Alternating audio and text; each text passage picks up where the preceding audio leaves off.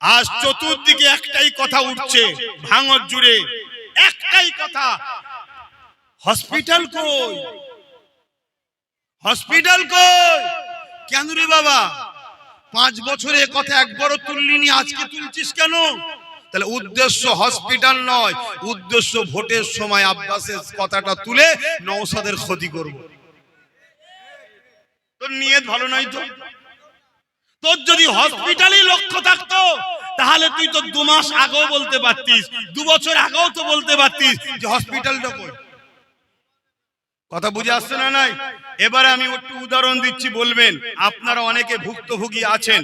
ধরুন একটা অঞ্চলে 15টা বুথ আছে, তার মধ্যে হয়তো 15টা বুথের মধ্যে 13টা বুথ হয়তো শাসকের পক্ষে গেছে, 2টো হয়তো বিরোধীর দিকে গেছে। ওই 2টো বিরোধীকে কাজ করতে দেওয়া হয়। কেন করতে দেওয়া হয় না? কারণ কি? এই রাজনীতির সচেতন নেই বলেই তো মরছেন। কারণ হচ্ছে একটা, ও যদি কাজ করে ফেলে তাহলে এর পরের বছর এই 13টাও ফসকে যাবে। ওকে কাজ কোনোভাবে করতে দিস না। ঠিক ভোটের সময় যখন আসবে তখন বলবো ওই দুজনকে জিতিয়ে তোদের রাস্তা কাঁচা রয়ে গেল, ওই দুজনকে জিতিয়ে তোদের গ্রামে কল হলো না, ওই দুজনকে জিতিয়ে তোদের আলো হলো না, ওই দুজনকে জিতিয়ে ঘর পেলি না। অতএব ও কি কিছু করতে পেরেছে? না, করতে পারেনি। তাহলে মানুষ বলবে সত্যিই তো, তাহলে এই দুজনকে দিবার দরকার নেই, চল ওই চোরেদের সাথেই আবার চল যাই। কথা মাথায় ঢুকছে না? ঢুকে না? ঠিক তেমনই 5টা বছর ধরে যেভাবে আমাদের ছেলেদেরকে মারা হয়েছে, খুন করা হয়েছে, ঘর ভেঙে দেওয়া হয়েছে, ঘর থেকে তাড়িয়ে দেওয়া হয়েছে, এবং নওশাদকে ঢুকতে দেওয়া হয়নি, ঘর ভাড়া দেওয়া হয়নি, তাকে পেরেশানের মধ্যে রাখা হয়েছে। এর উদ্দেশ্য একটাই ছিল, ভোটের সময় এলে বলবো হসপিটাল কোথায়, তাই হসপিটাল করতে দেবো না। না হয় আমি তোমাদের এই পাটের রাহিনুর আহলে সুন্নাতুল জামাতের ছেলে ছিল, এখন নওশাদ সাহেব চলে গেছে। ওই পাটে ছিল মিন্টু শিকারি, ও এখন আহলে সুন্নাতুল জামাতে আছে। এদের দুজনকে আমি ফোন করে অনেকবার যোগাযোগ করেছি, ভাই একটু জায়গা দেখ ভাই। আমি কি তোদের এলাকার লোক? কারা জায়গা দেখে না দেখে তোরা দেখ ভাই, একটা জায়গা করে দে ভাই। গ্রামের বীজখানে হসপিটাল হয়, কথা বলেন। হসপিটাল করতে গেলে একটা ভালো রোড থাকে, যোগাযোগ ব্যবস্থা দরকার, যাতে সবাই আসতে পারে, ইমার্জেন্সি আসতে পারে, অ্যাম্বুলেন্স যেতে পারে। প্রয়োজন আছে না নাই? তাই আমি খটকপুকুর থেকে শুরু করে এই যে রাস্তাটা গেছে এই রাস্তার ধারে বলেছি, বাসন্তী হাই রোডের ধারে বলেছি, এই খালপাড়ের ধারেও বলেছি যে ভাই দেখ। ওরা আমাকে বললো ভাই একটা কথা চলছে, কিছুদিন পরে বলছে ভাই তারা পিছিয়ে যাচ্ছে। কেন রে? কেন? বলছে চাপ আছে, বলছে ভয় দেখাচ্ছে, সব নিয়ে নেবে বলছে। এরকম দ্বারা অনেক কবার ওরা বলেছে। ওরা দুজনও যদি আজকে কথাকে অস্বীকার করে, ওরা পার পাবে না। কেন? আমার ফোনে অটো কল আছে, রেকর্ড করা। কথা মাথায় ঢুকছে? সব প্রুফ আছে। তাহলে সেই জায়গায় বলুন, যদি আমাকে জায়গা না দেয় কেউ সাহস করে, তাহলে আমি কি করে করবো? কথা বুঝছেন না? বোঝেন না? দ্বিতীয় নম্বর, 3 নম্বর কথা, আমার কথা শুনছেন? একটু ধৈর্য ধরে শুনবেন তো। 3 নম্বর কথা, কোন বাপ ধরুন, কোন ভাই ধরুন, তার ভাইকে বললো যে তোকে ঈদের সময় আমি জামা কাপড় কিনে দেবো, কি একটা গাড়ি কিনে দেবো, মোটরসাইকেল। এখন ঈদ আসার আগে ধরুন ওই ভাইটা যাকে কিনে দেবে বলেছিল, ছোট ভাইটা হয়তো বিরাট বড় বিমারে পড়ে গেল। বাইকের দাম 1 লাখ, ওর পিছনে খরচ করতে হয়েছে 5 লাখ বিমা সারাতে গিয়ে। ঈদের সময় বাইক কিনে দিতে পারলো না, কেন? 5 লাখ খরচ হয়ে গেছে, অর্থ নাই। এখন যদি ওই ভাইটা বলে যে আপনার কথার দাম নেই, আপনি আমাকে ঈদে বাইক কিনে দেবেন বলেছিলেন, এটা কি বলা মানবতা হবে? কেন? তোকে পিছনে 1 লাখের বাইকের জায়গায় 5 লাখ খরচ করেছি রে। হয়তো একটা হসপিটাল করতে যা খরচ হতো, তার থেকে বেশি কেস কামারি মানুষের পিছনে খরচ করতে হয়েছে বাংলা জুড়ে আমাকে। কেন? আমার ভালোবাসা এরা নেমেছিল। কেউ যদি 2 টাকা দিয়ে থাকে, আমি 200 টাকা তার পিছনে খরচ করেছি। কথা শুনছেন? তারপরেও বলছি, সুযোগটা পেলাম কখন বলুন তো? 1.5 বছর শুধু ঘর ছাড়া, জামিন করা, ঘরে ঢুকানো, করতে করতে তার 6 মাস পরেই পঞ্চায়েত ভোট, 3টে 4টে মার্ডার, আবার ঘর ছাড়া, আবার কেস কামারি, ওই করতে করতে আবার চলে এলো লোকসভা ভোট, লোকসভার পরে আবার জুলুম অত্যাচার, তারপরে চলে এলো ওয়াকফ আন্দোলন, এসআইআর এর আন্দোলন। সময়টা কখন পেলাম? কথা শুনছেন তো ভাই? এরপরেও বলছি, যদি জায়গা না পায় আমি করবোটা কোথায়? মাথার উপরে কারো? আর উদ্দেশ্যটা যে এত চক্রান্ত এদের ছিল, আমি আজকে দুঃখিত। আমি ভাবতে পারিনি যে এরা মানুষের স্বাস্থ্য নিয়েও রাজনীতি করবে, একটা মানুষের উপকার হবে, কিন্তু এরা এদের রাজনীতি রুটি শাখার স্বার্থে যে জায়গা দিতে গেছে তাকেই হুমকি দিয়েছে। কোন এক বন্ধু আপনার এলাকায় বলছে আমার নাকি 5 বিঘে 6 বিঘে 7 বিঘে জায়গা আছে, দেবেন বলছেন, আমি ওয়েলকাম জানাচ্ছি, আপনি আসুন না, আপনি যদি সত্যি দিতে চান আসুন, কিন্তু বাইর দিয়ে মানুষকে বিভ্রান্তি করবেন না। আপনি আসুন, প্রকাশ্য এতগুলো লোকের সামনে বলে যাচ্ছে, আপনি আসুন, আসুন, আপনাকে আমি পাশে নেবো, আপনার পাশে আমি থাকবো, হসপিটাল হবে কি হবে না আপনি আমি বসে আলোচনা করবো, আসুন। কিন্তু আপনার যখন এতই সৎ ইচ্ছা ছিল, এখন আপনি বাইর দিয়ে বলছেন কেন? ফুরফুরা শরীফ একবার গিয়ে বলতে পারলেন না যে আমার জায়গা আছে, আপনি জায়গা পান না, আমি দেবো? আপনি সমাজের মানুষকে দেখাচ্ছেন যে আব্বাস সিদ্দিকী এর আগে জায়গা পাইনি বলছে, এই তো আমি জায়গা দেবো বলছি, তাহলে আব্বাস সিদ্দিকী মিথ্যা বলছে, এটি প্রমাণ করতে চাইছেন। দেখুন, যে যে কোয়ালিটির সে সেই কোয়ালিটির, যার মিথ্যা বলা অভ্যাস আছে সে আমাকে মিথ্যুক মনে করাটা স্বাভাবিক, আর যার সত্য বলা অভ্যাস আছে সে আমসে কম এই নবী বংশের আওলাদটার উপরে ভরসা করবে।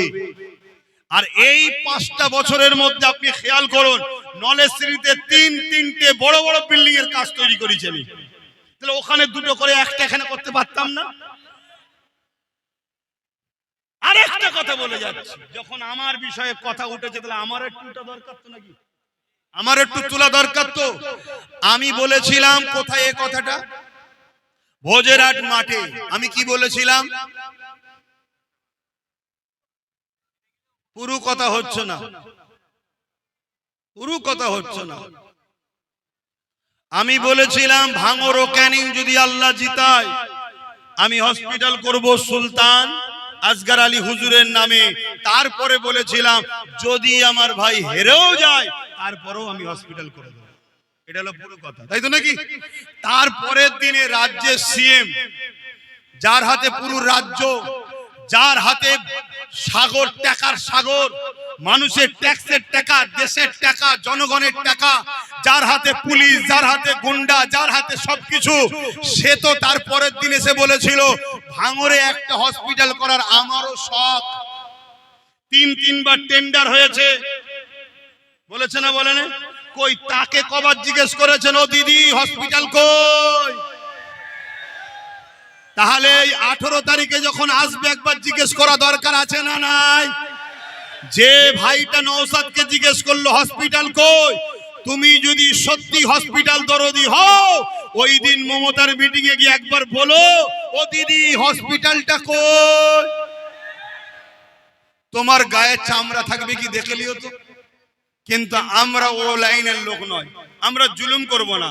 হ্যাঁ, ওর বলার অধিকার আছে, আমি বলে গেছি যখন বলবে না, কিন্তু আমাকে বলছি তো, আমি কি জন্য করতে পারিনি সেটা তো আমি বলছি, শুনছেন?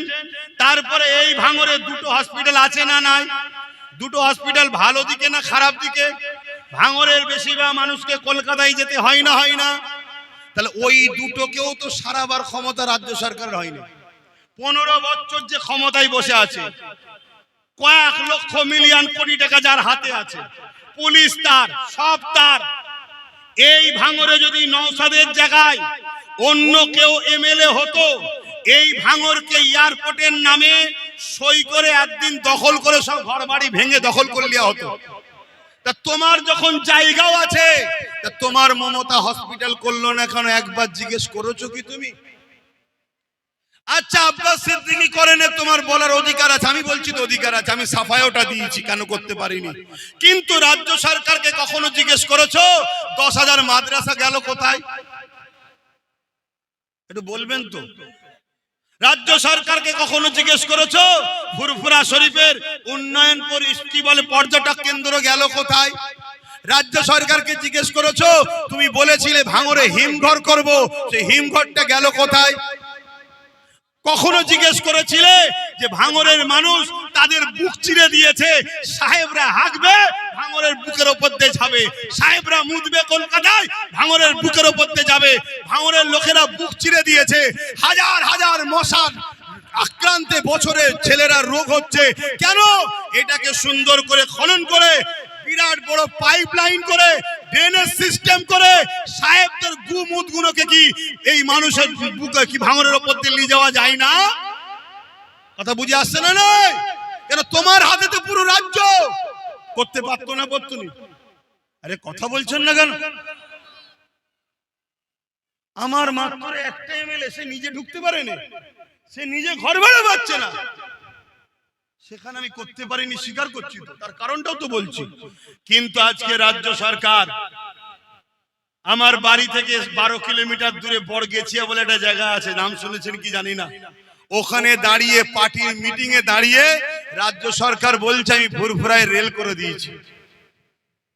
ভাই রেল চেপে যান তো ফুরফুরায়, এই কথা বলেন তো। ওর বিরুদ্ধে কখনো জিজ্ঞেস করেছো আমার টিএমসির বন্ধুরা ভাইরা?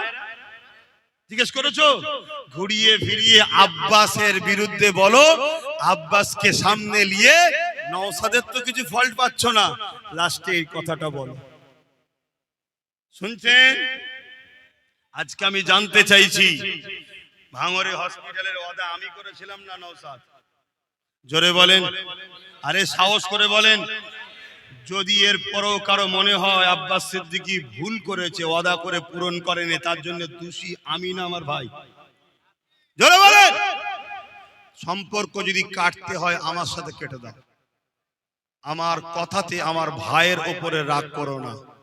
কেন আগামী দিন তোমাদেরকে নীরবে যখন হত্যা করবে তোমাদের হয়ে মুখ খোলার কেউ থাকবে না।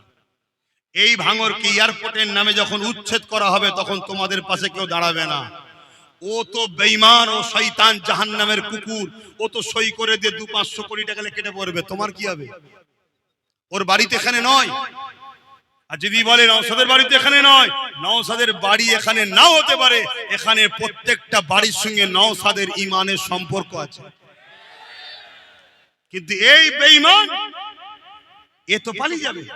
গত 5 বছর ধরে নওশাদকে কম অফার দেওয়া হয়নি, মন্ত্রীর অফার, কয়েকশো কোটি টাকার অফার, শুধু জয়েন করে নিয়ে একটা সই করে দাও। কেন? ভাঙরে জমি অলরেডি বড় বড় কোম্পানির সঙ্গে টাকা লিয়া হয়ে গেছে, 5 বছর দিতে পারেনি। নাই বলো তো দেখি, ভাঙরের পিছনে 7টা 8টা 10টা থানা করলে কই নন্দীগ্রামে তো করলো না? ভাঙরের পিছনে এত কিছু করছো, বকটুয়েতে কি বলে ওই বীরভূমে এত অশান্তি হলো, ওখানে তো থানা করলে না?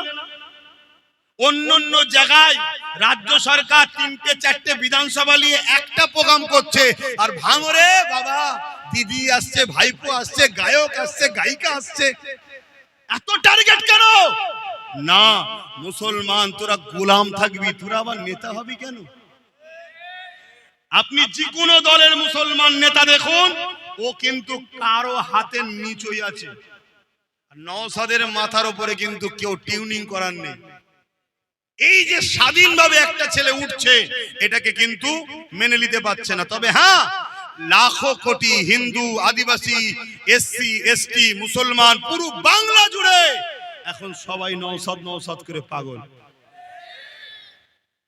তাহলে ভাঙরের মানুষের জন্য পুরো বাংলা দোয়া চাই না? চাই না? এর আগে কখনো চেয়েছে? এর কারণটা কি? কেন ভাঙরের মানুষ পুরো বাংলা যার মুখে যাদের দিকে তাকিয়ে আছে সেই ঘরের ছেলেকে আপন করে নিয়েছে। আমার শেষ কথা, ওয়াদাটা আমি করেছিলাম, আমার উপরে রাগ করে আমার ভাইয়ের ক্ষতি হলে আমার মনটাই কষ্ট হবে, অন্য কিছু না। ওর কোনো অসুবিধা হবে না, আল্লাহ জাত পাকের কসম করে বলছি। ওর বড় ভাই হিসাবে, আমি গার্জেন হিসাবে বলছি, ওর কোনো টেনশন নাই। ও যেটা বলবে সে লাইন আমি করে দেবো। যদি বলে যে আমি ব্যবসা করব, ওর ব্যবসার লাইন করে দেবো। কথা বুঝছেন না? বোঝেন না? ব্যবসা করে পয়সা ইনকাম করা যায় না? যায় না? আরে নেতাদেরকে চালায় বিজনেসম্যানরা, কথা মাথায় ঢুকছে? আর আল্লাহ ওকে যা ব্রেন দিচ্ছ বিজনেস করে নেবে। কিন্তু আমার বক্তব্য, আমার দিলে একটা কিন্তু আঘাত লেগে যাবে যে হাই রে, আমার জন্য আমার ভাইটার ক্ষতি হলো, এই তো নাকি? তাই আমি জানতে চাইছি আমার ভাই ওপরে কি আপনারা মনে বেজার, দুঃখ? এরপরও বলছি, আমি যে কথা দিয়েছি কথা রাখতে পারিনি, আপনারা কি আমাকে ক্ষমার নজরে দেখতে পারবেন না? হাত তুলে বলুন, ক্ষমার নজরে দেখতে পারবেন না? বাস, কথা ক্লিয়ার। ঘরে ঘরে যখন ঠিক হয়ে গেলাম, বাইরের লোক আর ঝগড়া করে লাভ নেই। কি শেষ কথা, কার নামে হসপিটাল করে বলেছিলাম? সুলতান আসগর আলী। কে? তিনার মাজার মুবারকে গতকালকে গিয়েছিলাম, গিয়ে সবাই জিয়ারত করলাম, একসাথে ছিল। হুজুরকে আমি জানালা ধরে হুজুরকে বলে এসেছি, হুজুর আমার শখ ছিল আপনার নামে একটা হসপিটাল করব, কিন্তু আমি পারিনি, আপনি আমাকে আল্লাহর রাস্তায় মাফ করে দেবেন। আমি হুজুরকে বলে এসেছি। আল্লাহর ওলিরা মাফ করতে ভালোবাসে না, বাসে না? বেশক তিনি জিন্দা, আমাকে মাফ করে দেবে ইনশাআল্লাহ। তা আপনাদের আর কোনো আপত্তি আছে? আর কোনো প্রশ্ন আছে? কিন্তু যে বন্ধুটা বলছেন, আমি সেই বন্ধুকে বলবো, যদি আপনার সৎ ইচ্ছা থাকে তাহলে কাল বাদ পরশু রোববার দিন দাওয়াত দিচ্ছি বাড়িতে, সকাল 10টা-11টার মধ্যে আসেন, আপনার সঙ্গে বসে কথা হবে। আপনি যে জায়গা দিতে চান, আমি আজও রেডি আছি। কথা মাথায় ঢুকেছে? কিন্তু আপনি যদি না আসেন, আল্লাহকে ভয় করুন। আপনি কি ভাবছেন কিয়ামত দিন আপনি এই কোরআনের দুশমনদের পক্ষে, ওয়াকাফের দুশমনের পক্ষে দাঁড়িয়ে আপনার ভালো হবে? হ্যাঁ, আপনি কি ভাবছেন? আমি আপনাকে বলবো, ফিরে আসেন, পরিবর্তন হন। আজকের এজিদদের সঙ্গে থাকবেন না, হোসাইনির গোলামের সাথে চলে আসেন, আমাদের দিকে আসেন। কথা বুঝে আসছে? কিন্তু দুঃখের সাথে আর বলতে পারছি না, কেন আমার অন্য জায়গায় টাইম দেওয়া আছে। আর কোনো কথা কারো জিজ্ঞেস করার আছে? কোনো প্রশ্ন আছে? তাহলে শেষ কথা আমি জানতে চাই, আমি এই মেম্বার থেকে ইসলামের বিরোধী ফেরাউন, নমরুদ, সাদ্দাত, আবু জেহেল, উতবার বিরুদ্ধে বললে আপনাদের রাগ হয় না, তাহলে আজকের এজিদ, আজকের ফেরাউনের বিরুদ্ধে বললে আপনাদের রাগ হবে? এই মেম্বার থেকে ইসলাম বিরোধীদের বিরুদ্ধে বলা জায়েজ আছে না নাই? তাহলে আজকের দিনে কোরআনের দুশমন, ওয়াকাফের দুশমনদের বিরুদ্ধে নবিয়ানা মেম্বারে বলা জায়েজ আছে না নাই? তাই আমার শেষ কথা, ইসলামের দুশমনকে যে সাপোর্ট করবে, শক্তিশালী করবে, সে ইসলাম থেকে বেরিয়ে যাবে না, যাবে না? সুইচটা টিপবেন ওয়াকাফের দুশমনকে না ওয়াকাফের সাথীকে? ওয়াকাফের দুশমনকে সাথ দেবেন না ওয়াকাফকে যে বাঁচাতে চাইছে তাকে? আমার ভাই নওশাদ ওয়াকাফের জন্য কেস লড়েছে, ওয়াকাফের জন্য জেল খেয়েছে, খেটেছে। আমি ভাইয়ের সাথে আছি, আপনারা আমার ভাইয়ের সাথে থাকবেন তো? ভাইয়ের সাথে থাকবেন তো?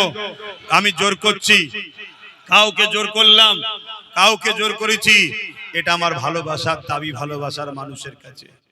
লোভ করবেন না, আজকে নেবেন, কালকে আল্লাহর হুকুম হলে চলে যাবেন।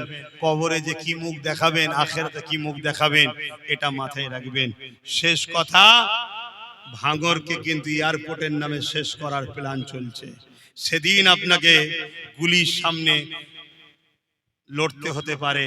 আজকে নিজের অধিকারটা শুধু প্রয়োগ করুন, নিজের পক্ষে যে হবে তার পক্ষে দাঁড়ান, ইনশাআল্লাহ সেদিন আপনাকে গুলির সামনে দাঁড়াতে হবে না। আর এবারেই আমি বলে যাব, ভাঙরের মানুষের জন্য শেষ লড়াই। কেন? ওইখানেও যাকে দিয়েছি একাই ঠিক করে ফেলছে, ওটাও ফসকাচ্ছে আর এটাও ইনশাআল্লাহ যাচ্ছে। কথা বুঝে আসছে? অতএব এই জুলুম বাজগুলোর পুরো ক্যারিয়ারটাই শেষ হয়ে যাবে, এদের আর কোনো জায়গা থাকবে না। এজন্য এরা 300 হোক, 400 হোক, 500 পর্যন্ত কোটি টাকা খরচ করবে। কেন? এরা জানে তো একটা একটা দোকানের সামনে দাঁড়াবো, এই মাসে 2000 করে হপ্তা পাঠাবি। কথা বুঝছেন না, বোঝেন না? কেউ ঘর করবে, এই কত খরচ ঘরের, 1 কোটি টাকা, 20 লাখ পাঠিয়ে দে, নাই ঘর বন্ধ কর। এরা তো জানে, অতএব খরচ কর। বেঁচে থাকতে পারলে ওরকম 500 কোটির জায়গায় 5000 কোটি তুলে নেব। কিন্তু আমি আপনাকে আল্লাহ পাকের সাক্ষী রেখে বলছি, মাইকে মুখ দিয়ে, আমার ভাইয়ের পিছনে আমার টাকা শুধু ব্যয় হয়েছে, ও আমাকে কোনোদিন 5টা টাকা রিটার্ন করে। কথা কিছু শুনছেন? আজকে যদি ও আমার মতো খুঁজতো তাহলে ওরও তো আমার মতো হতো। এরপরে আমার আর কিছু বলার নেই। আমার আম্মা বোনেদের কি রিপোর্ট আপনারা একটু বলেন না গো। আমার আম্মা বোনেদের সব খবর কি? সব ছেলের পক্ষে আছে তো, ভাইয়ের পক্ষে? আল্লাহ